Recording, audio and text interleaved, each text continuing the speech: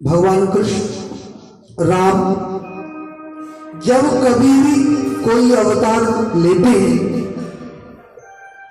तो उस अवतार की झांकी को देखने के लिए भगवान गोपेश्वर भोलेनाथ आतुर रहते हैं। भगवान शंकर जी जिस समय भगवान श्री राम ने दानवों की सहायता से समुद्र के ऊपर पुल बनाया, उसका शुभारंभ उन्होंने भगवान भोलेनाथ को बुला के उनकी स्थापना करके की, रामेश्वरम की स्थापना। आज भगवान भोलेनाथ सोचने लगे कि मेरे भगवान कृष्ण ने मथुरा में जन्म लिया है, मुझे किसी भी तरह से उनके दर्शन करने। आज काकभूषण जी को लेकर शंकर जी गोकुल आए हैं दर्शन करने, लेकिन दर्शन कैसे मिले? तो गुरु चेले ने दोनों ने मिलकर पहले प्लानिंग करी। बोले सुनो, देखो भैया, युक्ति बिना न मुक्ति, कोई युक्ति करो तभी हम लोग नंद महल में घुस पाएंगे, नहीं तो हमें कोई घुसने नहीं देगा। तो कैसे? काकभूषण जी कहने लगे, बोले भगवान मेरे पास एक बहुत बड़ी आइडिया है। बोले क्या? बोले आप एक काम करो, आप बन जाओ ज्योतिष आचार्य, लोगों के हाथ में देखो, किस्मत की रेखा बताओ और मैं आपका चेला, मैं प्रचार करूंगा और आप बन जाओ सिद्ध। गुरु चेला दोनों मिलकर दर्शन कर लेंगे, लेकिन ध्यान रखना गुरु, हमको भी दर्शन करने देना। ऐसा नहीं है कि खुद अंदर चले जाओ, हमको बाहर छोड़ जाओ, फिर हम भी भांडा फोड़ देंगे। बोले नहीं नहीं, दर्शन दोनों करेंगे। और गुरु चेला दोनों गोकुल में जमुना जी के किनारे भगवान शंकर जी और उनके सेवक काकभूषण जी दोनों वेश बदल के आ गए और डमरू बजाने लगे और चेला चिल्ला चिल्ला कर बोलने लगा, आओ भाई आओ, हमारे गुरुदेव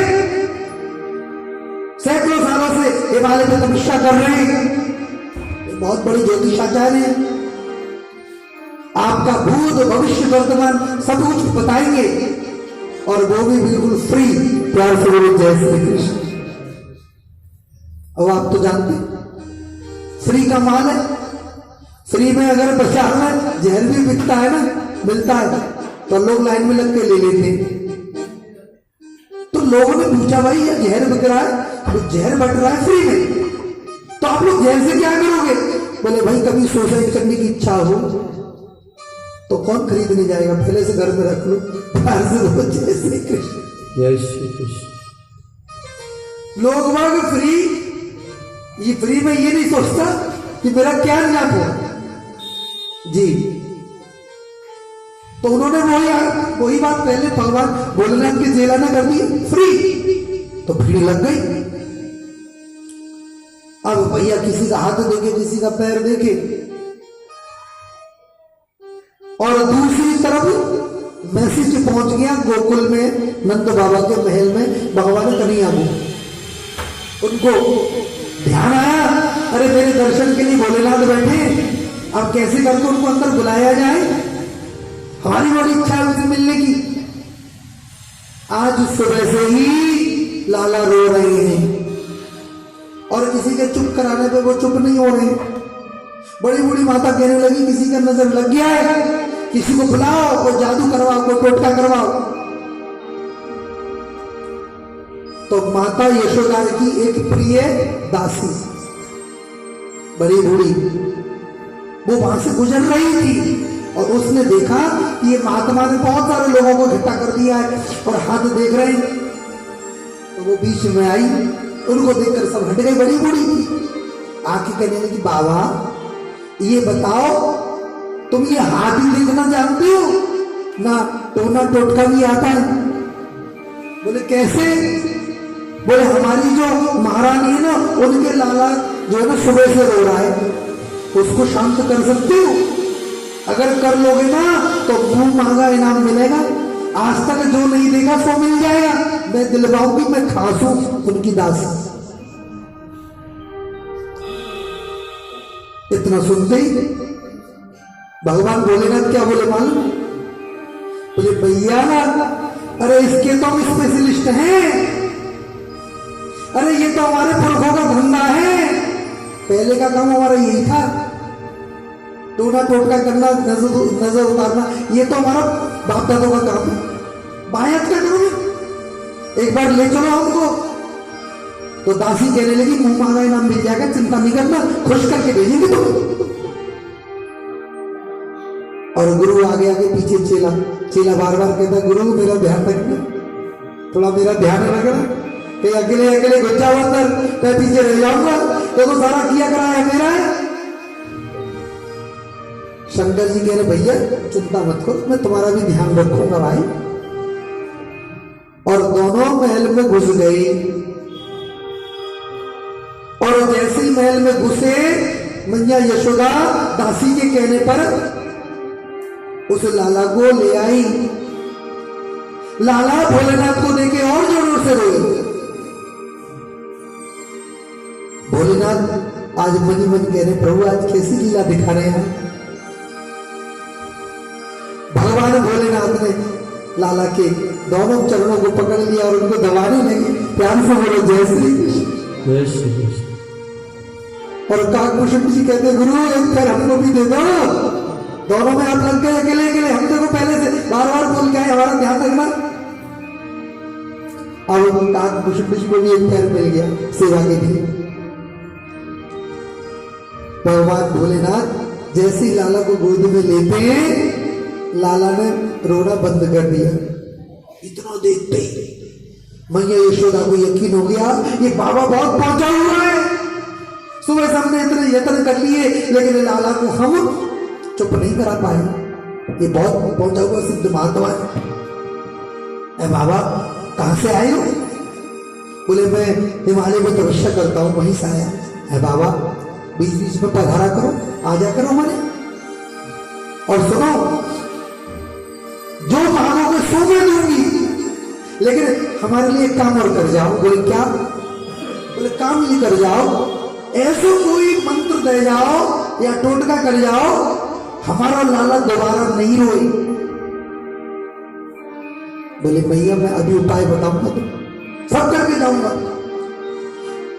अब जो दासी खड़ी थी ना अम्मा, वो कहने लगी बाबा लाला तो चुप है क्यों है? अब जी बताओ तुम बाली के हाथ देख रहे थे, देख लाला को भी नहीं देख के बताओ तो सही, जाकर देखो किस्मत देखो, हाथ की रेखा देखो। अब आपको तो मालूम है शादी के बाद सबसे पहली चिंता होती है संतान की, और संतान हो जाए तो अब उसके ब्याह की चिंता लगती है। मैया हर साल साड़ी खरीदती है। बोले मैं अपने बहू के गाजे खरीद रही हूं बचपन से। प्यार से बोले जैसे एक एक करके जोड़ दिए बेचारी। तो आज मैया कह रही है ये बताओ हमारे लाला के हाथ में वो रेखा देखो शादी वाली। और जैसे ही भोलेनाथ ने देखा, बोले भैया शादी वाली रेखा तो बहुत जोर की है, जाके एक दो ना जाके तो हजारों शादियों के प्यार से बोलते अच्छा अच्छा लाला की ना उम्र बताओ हमारे लाला की। बोले उम्र की बात तो ऐसी है कि जब तक सूरज चांद रहेगा तब तक तुम्हारे लाला का नाम रहेगा। देखो भोलेनाथ जो कह रहे सब बिल्कुल वैसे ही। तो अब जी बताओ लाला आगे नहीं रोए। बोले बाखुली क्या करना है, आप अपने आंगन में एक शिवलिंग की स्थापना कर दो, और जब लाला स्नान करे तो लाला के स्नान का जो जल है चरणामृत वो भोलेनाथ के सिर पे आगे गिरे। बोलो शंकर भगवान की इतने भोले हैं भोलेनाथ। आइए भोलेनाथ को भी 2 मिनट हम लोग याद कर दें। भोलेनाथ से निराला कोई और नहीं, भगवान शंकर। भोलेनाथ से निराला, रघुनाथ से निराला,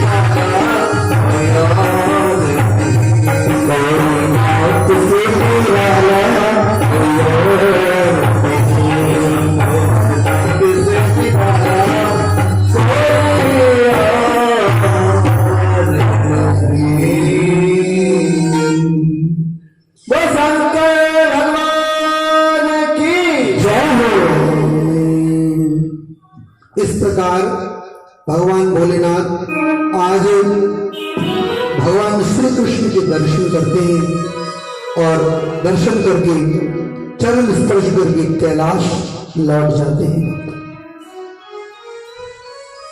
दूसरी ओर आज भगवान अपनी बाल लीलाएं कर रहे हैं।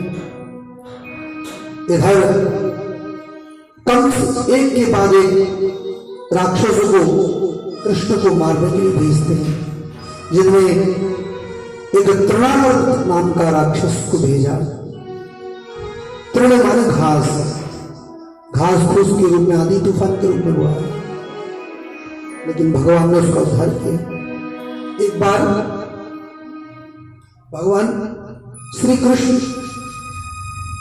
अपने घर में खेल रहे थे तो अचानक मां दूध औटाने के लिए लाला को छोड़कर चली गई और जब लौटकर देखती है तो जितने भी घर के पुराने बर्तन थे मिट्टी के, उन सबको कृष्ण ने तोड़ दिया। आज मैया यशोदा ने लाला को सजा के रूप में उसको ऊखल से मार दिया और मेरे गोविंद ने उस ऊखल के माध्यम से आंगन में एक यमलार्जुन का वृक्ष था, उन वृक्षों को ठाकुर जी ने अपने स्पर्श से आज मुक्त कर दिया और उस वृक्षों में से वो महापुरुष प्रकट हो गए। बोलिए भक्तवत्सल भगवान की जय। ये यक्षराज कुबेर के पुत्र हैं, नल कुंवर और मणिग्रीव। नारद जी के शाप से ये वृक्ष बन गए थे। एक बार संत नारद को देखकर उन्होंने प्रणाम नहीं किया और खड़े रहे, तो नारद जी ने कहा, संत को देखकर तुम प्रणाम नहीं करते हो, वृक्षों की तरह खड़े रहते हो, तो जाओ आज से तुम लोग वृक्ष बन जाओ। लेकिन तुम लोगों का उद्धार तभी होगा जब द्वापर युग में भगवान कृष्ण तुम्हें स्पर्श करेंगे। आज उन लोगों की दोनों की मुक्ति हो गई। सज्जनों,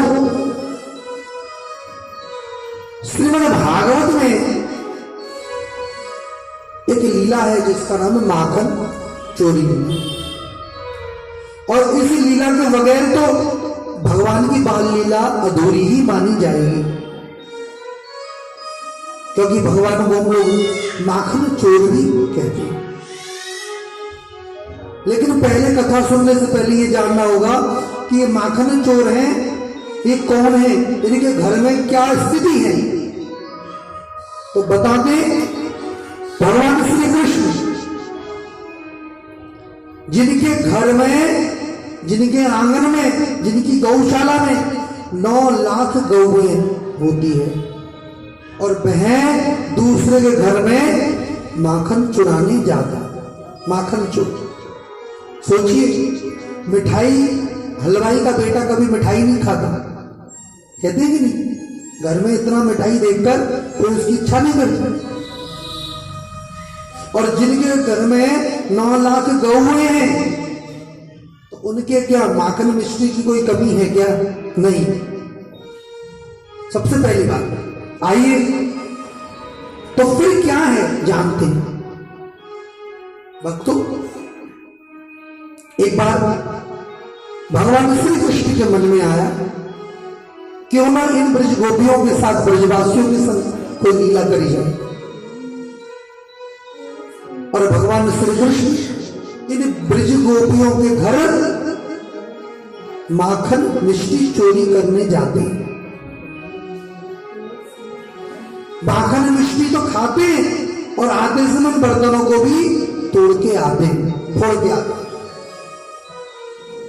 इससे परेशान होकर कुछ ब्रज गोपियां आज इकट्ठी हो गई और अपनी अपनी सास से कहने लगी, मैया आज हम शिकायत करने जाती हैं नंद रानी के पास, यशोदा के पास, कि उनका लाला बिगड़ गया है, संभाल लो, बाद में पछताना पड़ेगा। तो ब्रज गोपियां श्री कृष्ण की उलाहना लेकर आई और मैया यशोदा से कहती, मैया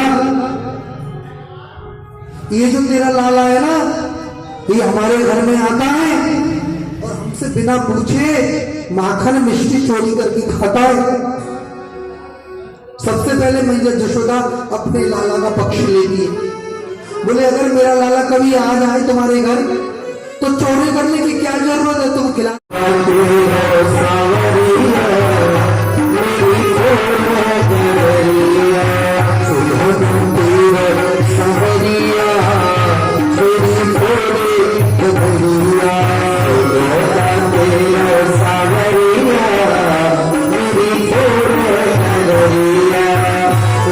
Sabaria,